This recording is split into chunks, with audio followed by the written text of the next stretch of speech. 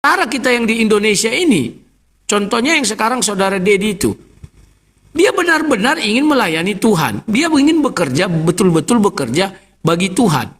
Tapi siapa yang peduli? Nggak ada karena dia, tapi entah kayak mana bisa dia terselingsut. Ya aku bingung juga. Artinya sama juga kan. Cuman itulah sialnya. Dia di Indonesia. Pan sudah saya ingatkan, janganlah kalian, kalau di Indonesia udahlah. Kalau kalian mau tempur begitu, jangan tampak wajah. Siarannya pakai VPN. Biar segala macamnya bisa diantisipasi. Tapi sudah tampak wajah gini, enteng aja berbicara. Aduh, memang hari itu kau dielu-elukan orang. Tapi setelah itu kau ditangkoi. Maaf dulu ya. Saya yakin orang yang berdonasi samanya si Dedi itu, handphonenya pun udah mati sekarang. Dihubungi nggak bisa. Nanti dia yang menghubungi istri si Dedi. Nah itulah kendala kita ya. Kalau si Edis mah santai-santai. Bayangkan betapa tidak punya otaknya Oten. Rumah sebesar itu hanya Edis seorang diri tinggal di situ. Kadang-kadang ya datang sok katul bekatul ya entah apa-apalah situ. Hanya berdua mereka di situ. Gunanya apa? Rumah apologet. Siapa yang mau di situ? Itu rumah Edis bukan rumah apologet. Silakan, Bro. Ya, mengenai Pak Dedi, ya kawan-kawan, tadi saya lihat VT, istrinya sudah mengeluarkan pernyataan ya, dan saat ini sedang menggalang dana atas nama istrinya itu, ya. Dan kuasa hukum yang dipakai itu mereka siapa yang namanya lupa tadi ya, yang pakai jilbab ini siapa namanya Pak Rudi? Yang pintar bahasa Arab ini siapa namanya? Hafiz itu apa? Yang biasa di YouTube Kurang itu tahu dulu. aku. Yang biasa di YouTube itu dulu. Fadilah Hafiz. Oh iya. Ya, jadi saya dengar fitinya begitu tadi. Begini Pak Rudi, saya cepat aja ini. Bagaimana kalau misalnya kita stop lah bahas-bahas. Edis ya udahlah dia karena gini, karena Pak Rudi sendiri sudah mengakui bahwa Edis tidak mungkin bisa dinasihati. Toh? Karena memang dia sudah punya penggemar dan siapapun akan sulit untuk menasihati dia. Bagaimana kalau kita misalnya berhenti aja urusin Edis lah. Ayo kita fokus saja kepada penginjilan, kepada pengajaran. Karena saya juga kadang-kadang miris itu loh. Mereka bilang, aduh Pak Rudi itu Judas Iskariot. Ya. Pak Rudi bilang kalian herder. Jadi akhirnya media sosial ini hanya dipenuhi dengan kata-kata itu Pak Rudi. Bagaimana kalau misalnya begini, kalau Pak Rudi setuju sih, tapi ini kan kembali ke Pak Rudi. Bagaimana kalau Pak Rudi fokus saja seperti dulu? Pak Rudi dengan gaya sang debaters, ya kan? Dengan gaya pengajarannya, hajar aja gitu. Fokus dulu saja, udahlah. Edis, lu mau pontar banting, urusan Edis. Saya akan fokus kepada pengajaran, kepada penjangkauan jiwa. Karena begini, kalau Pak Rudi bahas Edis pun, Edis tidak akan berubah. Ini kan tadi pernyataan Bro sudah jelas, sulit dia berubah. Karena siapa bahkan paus sekalipun datang, Edis berhenti dong, nggak akan. Karena sekali lagi dia sudah punya penggemar fanatik yang sulit untuk Tapi kalau saya lihat sih dulu live-nya masih 40.000, sekarang tinggal 10.000. Artinya ada juga penurunan. Mungkin beberapa orang juga banyak yang menyadari itu gitu loh. Ada juga penurunan penontonnya. Tapi menurut saya bagaimana kalau misalnya Pak Rudi dengan gaya sang debates khasnya dari dulu di YouTube itu saya lihat sudah garang, udah kencang itu. Udah mantap lah menurut saya itu. Gimana kalau fokus di situ aja, ya saya yakin ini akan kembali mantap gitu loh. Daripada membalas-balas pantun dengan diksi-diksi yang menurut saya hanya memperkeruhkan suasana. Atau gimana tuh Pak Rudi? Ya, saya tidak pernah memperkeruh suasana ya. Begini, saya bukan tidak mau kembali menjadi berdebat. Cuman lawan saya itu nggak ada lagi. Dan mereka itu aja ya. Dan semua sudah pernah saya bal-bali baratnya lah begitu. Sekarang, saya tidak membicarakan Edis. Tetapi dia membicarakan Alkitab dengan cara yang keliru. Kalau saya tidak mengcounter ini, bayangkan berapa ribu orang yang mendengar. Sekarang udahlah. Di kota Medan, sebelum dapat Medan itu, sudah di WA saya seorang bapak berkelahi dengan anaknya hanya gara-gara memperjuangkan Yesus Tuhan atau bukan. Ini kan sudah mengerikan. Bapaknya penggemar Sedis, anaknya itu masih belum mendengar Sedis. Dan mereka berkelahi di dalam satu gereja mereka. HKBP kalau nggak salah ya. ini juga menular kepada orang-orang lain.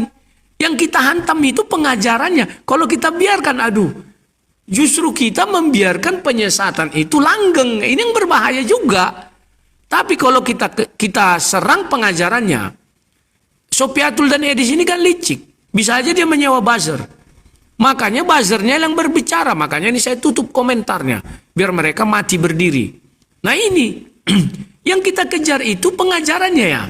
Bukan orang, kalau orangnya udah ku bilang, alah, lebih ganteng aku dari Edis, apa yang mau kuapakan dari dia. Tapi pengajarannya ini yang penting. Kalau dibiarkan, berapa banyak orang yang akan tersesat. Ini yang berbahaya. Sementara tugas itu juga diberikan kepada kita. Selain daripada pergilah jadikan seluruh bangsa muridku, kita juga disuruh kenapa? Untuk membentengi iman saudara ini. Biar mereka tidak tersesat. Itu tugas paling berat. Silakan bro, ada lagi? Kalau nggak ada, kita apa? Oke, sekali lagi. Saya setuju. Pengajarannya yang harus dibahas. Itu menurut saya ide bagus. Makanya menurut saya, misalnya kalau ada yang sesuatu yang salah, mungkin Pak Rudi hanya perlu buat topiknya. Misalnya, saksi Yehova sesat contohnya. Itu atau salah. Atau Yesus adalah Allah sejati. Jadi, itu yang ditonjolkan, bukan Edisnya yang ditonjolkan, tapi topik Yesus Allah sejati, Yesus Tuhan, itu yang ditonjolkan. Jadi itu ketika penonton datang, mereka tuh fokus kepada topik yang dimuat sama Pak Rudi gitu loh. Itu sih menurut saya Pak Rudi. Saya sih berharap gini, supaya ke depan ini dunia pertiktokan ini benar-benar bisa fokus kepada penginjilan dan pengajaran, mengcounter-counter ajaran palsu juga itu harus, tetapi lebih kepada esensi ajarannya. Sehingga itu benar-benar memberikan edukasi dan sehingga isu-isu liar, kalian itu cuman pansos pengen cari panggung, kalau nggak bahas gue, lu nggak rame. Akhirnya kata-kata itu akhirnya dihilangkan. Karena memang kita fokus kepada pengajarannya, bukan kepada orang itu. Dia sudahlah itu, kan Alkitab sudah jelas mengatakan, malaikat sekalipun yang memberitakan Injil yang lain daripada yang kami beritakan, terkutuklah ia. Siapapun itu, ya, bukan kita yang mengutuk, tetapi Tuhan sendiri yang akan mengutuk. Itu saya pegang baik-baik itu. Jadi kalau orang-orang yang sengaja melencengkan ajaran Injil yang murni, Yesus Tuhan, Yesus Juru Selamat, itu mereka sengaja melencengkan, Tuhan yang akan perkara dengan mereka. Tuhan yang akan menjadi hakim bagi mereka. Jelas Alkitab mengatakan terkutuklah. Bahkan orang-orang juga yang mendukung hal demikian, yang mengatakan Yesus bukan Tuhan, ya, yang mendukung pengajaran-pengajaran Injil yang lain. Ingat, yang kalian hadapi bukan manusia. Yang kalian hadapi adalah firman Allah. Allah itu sendiri. Kira-kira kalau begitu bagaimana Pak Rudi? Ya, mudah-mudahan bisa terwujud ya. Penting kami akan tetap concern terhadap pengajaran Edis yang mulai menyesatkan dan meresahkan. Kalau ketika dia tidak mengajar sesat, kami tidak ada turun tangan, aku Bom-Bom dan kawan-kawan tidak ada menyinggung dia. Tapi ketika bulan 9 dia mengatakan salib itu rencana iblis, rancangan iblis, barulah kami turun. Karena kalau enggak kami siapa lagi? Kalau Bro Papel saya pikir harus bergabung dong. Kalau masih percaya kepada konsep Allah Tritunggal. Kecuali sudah Bro Papel sudah tidak percaya lagi Yesus Tuhan, tapi Yesus punya Tuhan. Itu saya nggak tahu lagi. Ya itu yang bisa saya sampaikan Bro Papel. Selamat malam, ada lagi? Sama, saya konsisten tetap kepada Injil yang benar ya. Siap. Saya tidak mau terpengaruh ya. Kita fokus saja kepada pengajaran Injil. God bless. Siap. Oke. God bless. Itu selalu. Ya, terima kasih Pak Papel. Selamat malam. Tuhan Yesus memberkati. Haleluya. Amin. Ya. Jadi kawan-kawan, kalian jangan salah ya. Kami itu tidak benci sama Edisnya. Ingat, bulan 5 saya dihajarnya ya. Apakah saya membenci dia? Enggak. Saya enggak nyerang dia bulan 5. Tapi setelah dia berbicara bahwa salib rancangan iblis, ya kewajiban kamilah sebagai orang Kristen harus mengambil sikap. Sikap yang tegas. Tidak bisa mencela-mencele ya. Ini Pak Bom-Bom. Wais, datang ini. Kawan lama ini. Ini kawan lama ya. Papel kawan lama, Bom-Bom kawan lama. Kayaknya cerita kawan lama dulu nih. Jadi jangan kalian kira kami membenci Edisnya, enggak. Karena itu perintah Tuhan Yesus, bahwa kami harus menghajar pengajaran sesat. Silakan Pak Bom Bom. Tadi malam sudah nonton ya Edis lawan Edis mengkeroyok mata hantu, dan di situ babak belur mereka sehingga terbongkar bahwa mereka itu adalah aliran saksi Jehovah. Silakan. Shalom Lai, selamat malam. Sorry aku tutup kamera aja ya. Ya aku lagi santai-santai jadi. Jadi begini Lai, ada dua hal yang saya mau sampaikan. Yang pertama tadi, Pak Saudara kita Pavel ya. Bagi saya, Lai Rudi jalankan sesuai apa yang ada aja Lai. Kan kita ini kan pendebat. Banyak orang Kristen yang tidak memahami ya, dalam arti kan kita pendebat, kita apologetika, mempertahankan iman. Jadi siapa lagi yang harus membantah orang yang mengajar salah ya? Apalagi kita ini kan Allah Tritunggal, Maha Kudus. Kita juga mengajarkan tentang kristologi, eskatologi, macam saya kan pengajar. Nah, kita tidak serang pribadi. Kalau ada orang yang mengatakan, kalau orang mengatakan Yesus tidak punya Tuhan, dia orang gila, otomatis kan saya kena. Karena secara langsung, saya kan mengatakan Yesus Tuhan dan Juru Selamat saya. Kalau saya tidak mengatakan Yesus punya Tuhan, berarti saya orang gila. Siapa dia yang mengatakan saya orang gila? Ya kan? Nah, otomatis itu ajaran salah itu. Yang kedua, kalau saya mengatakan bahwa penyaliban rencana Allah Bapa, saya orang gila. Siapa dia lagi mengatakan saya orang gila kan? Nah, jadi kita bukan menyerang pribadi, saya itu menyerang pengajaran sesat. Nah sekarang pengajaran sesat itu, siapa yang mengatakannya? Siapa yang mengajarkannya? Yang mengajarkannya itu yang kita harus ajar. Ya, kau kutegur, kau kuhajar. Ya, jadi serahkanlah dirimu. Ya, Wahyu 3 ayat 19. Kau kukasih, kau kutegur dan kau kuhajar. Nah kita ini kan bukan menghajar dalam arti fisik, bukan. Pribadi itu fisik. Secara rohani kita menegur sesama anak Tuhan, ya kan? Supaya kita semua saling introspeksi diri. Kita juga kalau salah ditegurlah pengajaran kita. Itu hal yang pertama. Jadi kita di sini ada bukan kita serang pribadi. Minta maaf ya. Minta maaf kalau kita berbeda. Makanya saya sudah buka room, sang debater, saya sudah buka room, kalau diskusi pakai moderator aja lebih bagus. Oke, dan kedua, masalah tadi malam, itu saya nonton dan saya live kan. Jadi ada dua hal yang tadi malam blunder ya, blunder. Yang pertama, saya bikin applause dulu buat Mata Pisau ya, Mata Pisau lu luar biasa lu. Karena lu mengatakan bahwa apakah saksi Yehova sesat? Nah, terus saudara kita dari Edis mengatakan bahwa tidak. Tidak. Itu sudah jelas ya. Itu berarti sudah, sorry ya. Berarti Anda otomatis mengatakan bela. Sudah. Selesai. Yang kedua, saudara kita Sob Katul Mentul ya. Itu Anda, seakan-akan Anda itu marah sama si Mata Pisau. Anda ditanya, saya semua kita paham ya, saya berani berdebat dengan Anda di dalam Kolose 1 ayat 15. Jangan dipelincir ayatnya ya. Anda pintar bahasa Inggris, tapi Anda tidak mau kembali ke bahasa Inggris. Kalau kita lihat LAI ya, LAI pertama, LAI 1 itu memang terjemahannya agak sedikit kurang ya. Coba Anda, Bu Sofi, coba Anda lihat LAI TB2. Itu yang benar. Oke. Coba Leru dilihat TB2. TB2 itu terjemahannya benar. Di Kolose 1, ayat yang ke-15.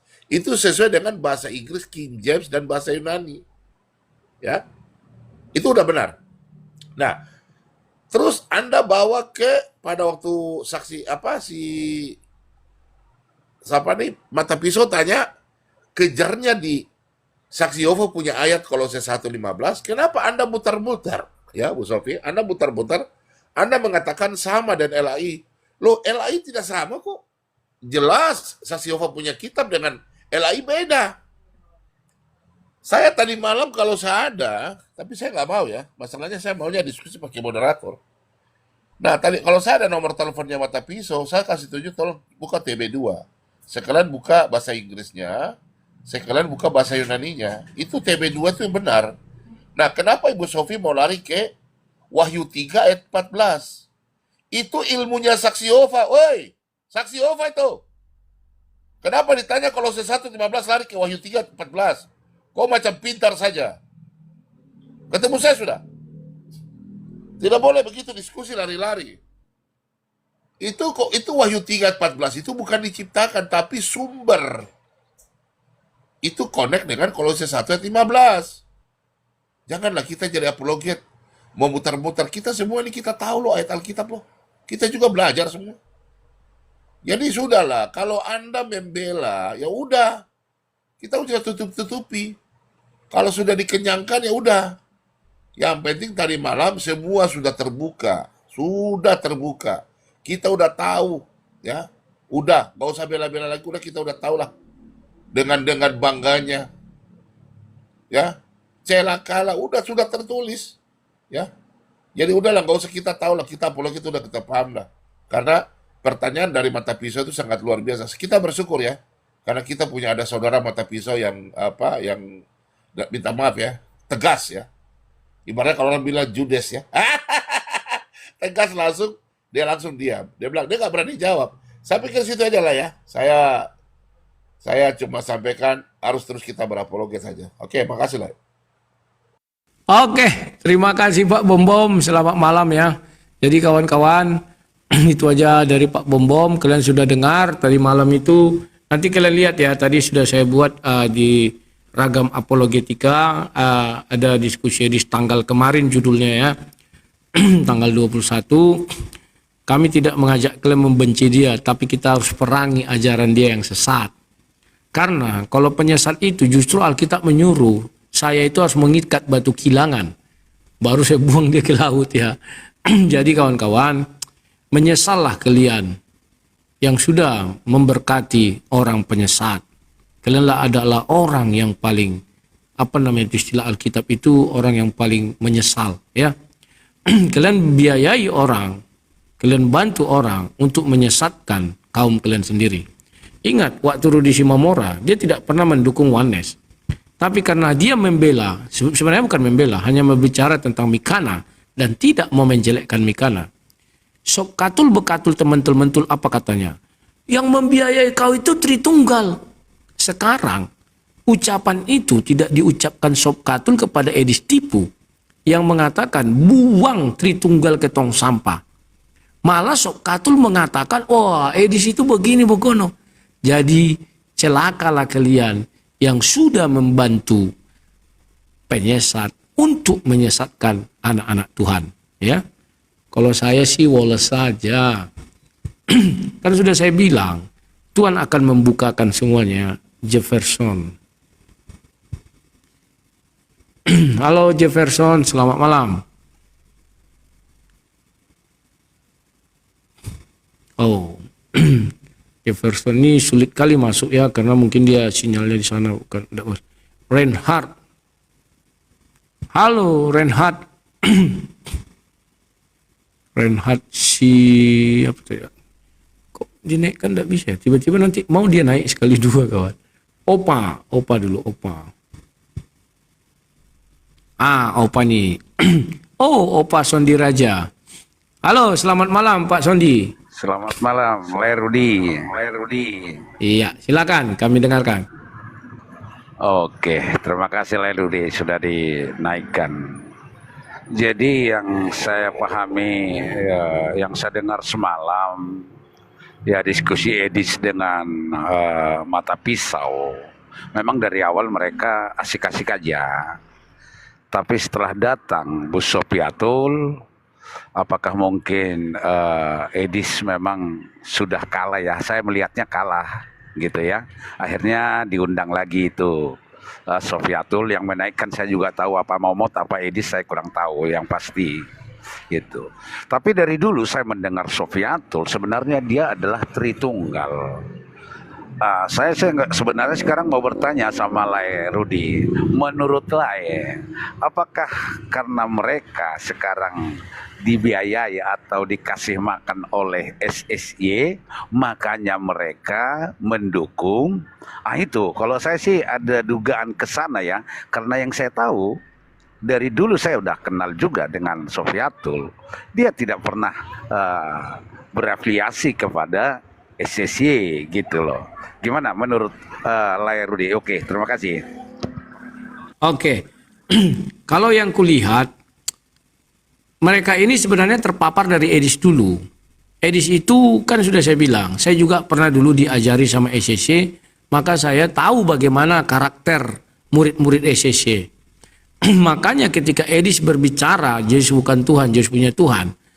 Dulu, bukan sekarang, dari dulu udah dibilangnya itu. Dan ketika saya sampaikan kepada orang, orang nggak percaya. Dan akhirnya dia mengaku itu ya. Dulu Sofiatul belum kenal sama Edis. dia tetap Sofiatul tidak setuju dengan Edis. Dulu, kan pernah saya bilang itu. Ya, Sofiatul dulu belum dekat sama Edis, dia nggak setuju. Tetapi setelah dia dekat dengan Edis, kita nggak tahu ikatan emosionalnya bagaimana ya. Sekarang dia mendukung Edis, mengatakan Yesus punya Tuhan. Nah, kemudian Sofiatul oleh pikirannya sendiri ingin mendukung Edis mati-matian, maka dia mencarilah. Itulah ayat-ayat yang digunakan melawan si mata pisau, ya, si mata hantu. Sehingga apa? Di situ Edis tidak berani kan menyatakan saksi Jehovah itu sesat. Dia mengatakan saksi Jehovah tidak sesat. Nah, inilah dia. Ya. Kuncinya di situ. Ketika dia mengatakan tidak sesat, maka Sofiatul demi menutupi aibnya si Edis, mati-matian mencari ayat untuk membenarkan hal itu. Masuklah dia. Kan masuk dia itu ibaratnya di babak kedua. Ya. Jadi mengeroyoklah orang ini 2 lawan 1. Karena nggak sanggup lagi si Edis. Si Edis sudah mengatakan bahwa saksi Jehovah nggak sesat, maka Sofiatul harus mencuci otak penonton bahwa memang saksi Jehovah itu nggak sesat. Digunakanlah ayat-ayat tadi yang dibilang Pak Bombong. Nah, itu yang bisa saya sampaikan lah. Dan mengenai mereka ini dibiayai oleh satu kekuatan. Di Amerika, SSY itu kuat. Ya. di tempat dia California itu SSY kuat. Bisa jadi Edis sudah terpapar ke sana, dan karena ada foto dia lagi di dalam balai kerajaan itu ya. Silakan. Ya, betul lah ya. Jadi saya pernah menonton VT-nya Edis ya, waktu sama Nandar. Dia di situ mengatakan bahwa Yesus itu bukan Tuhan, tapi Tuhan. Dari situ memang saya sudah agak ragu ya. Ini apa, saksi Jehovah atau apa ini si Edis gitu ya. Dari kalau nggak salah 2000 berapa ya? 2021 atau 2000 berapa itu, saya juga lupa itu ya. Saya jadi bingung juga memang, jujur aja ya, ini Edis kemana sih arahnya nih, saya nggak lucu ini gitu. Apalagi setelah dia mengatakan Tritunggal itu dibuang aja ke sampah, semakin jelas buat saya, semakin jelas gitu. Dan Yesus juga punya Tuhan, udah. Kalau itu memang saya yakin dia sudah saksi Jehovah. Dari awal memang dia sudah saksi Jehovah. Tapi Sofiatul menurut saya tidak. Karena dari dulu ya, kita masih di YouTube ya, Sofiatul itu nggak pernah terpapar oleh SSY itu. Makanya saya juga bingung, apa karena sekarang dibiayai oleh SSY, saya kurang tahu gitu loh. Ya, kira-kira gitu ya. Terima kasih Leko. Yuk. Oke, ya. Kalau yang saya lihat itu ya kayak gitu tadi lah ya, bahwa dia ingin membela Edis. Sudah kadung malu. Untuk menutupi pernyataan Edis yang mengatakan bahwa SSY nggak sesat, mau tak mau dia harus menyesatkan diri. Karena kalau dia bilang juga sesat, berarti dia harus ribut sama Edis. Sementara dia masih butuh untuk melunasi utang Edis untuk rumah itu. Menurut prediksi saya, uang Sofiatul ada dipakai untuk membayar rumah apologet itu ya, rumah bordil itu. Rumah yang dia milik sendiri itu. Makanya bagaimanapun Sofiatul harus mati-matian membela si Edis. Baik si Edis sesat maupun si Edis ngaco. Itu yang saya lihat. Jadi dia hanya pembelaan ke si Edis saja itu. Bukan karena dia memahami konsep yang dibuat si Edis itu. Itu Leku, ada lagi kalau nggak ada? Oke, itu aja lah. Terima kasih. Siap. Ya, gantian lah dulu. Ya. Oke, terima kasih Lae. Tuhan Yesus memberkati ya. Amin. Siboru pare titik-titik enggak nampak apa ya? Parumain, Pareme. Oh, Siboru Pareme. Halo, selamat malam Siboru Pareme. Ya, Horas Bapak, idola kami. Horas, silakan apa yang mau disampaikan Namburu? Ya, jadi begini, apapun permasalahan itu semua juga paham, tapi kami nggak pernah lari dari debaters ataupun dengan Pak Bom Bom, karena edukasi ijazah Pak Bom Bom itu adalah SPD. Itulah yang tidak diketahui secara akademik kampus oleh orang lain. Hanya untuk menarik uang ataupun memperdaya kalian, menjelek-jelek kalian, itu bukan tipe kita Bapak. Ampunilah mereka, kembalilah. Yang mau saya katakan adalah sekarang ini di TikTok lain, kakak kita yang Katolik ini ada niat mereka ingin menghapus Protestanisme. Itulah tugas Bapak debaters dulu, karena kemarin masuk di Bom Bom, Pak Bom Bom cuman banyak diam. Pak Bom Bom memang untuk berantem seperti itu nggak bisa, karena kita harus mengakui memang mereka Bapak. Yang saya tidak suka pada Katolik ini mengatakan kenapa Protestan memakai Alkitab kami. Lalu saya chatting, emang yang punya Alkitab itu orang Katolik. Ketika itu tidak ada nama-nama agama, gitu. Nah, kalau kamu keberatan, laporlah PGI ke polisi supaya dibubarkan Protestan. Langsung rungkat, Bapak, langsung rungkat.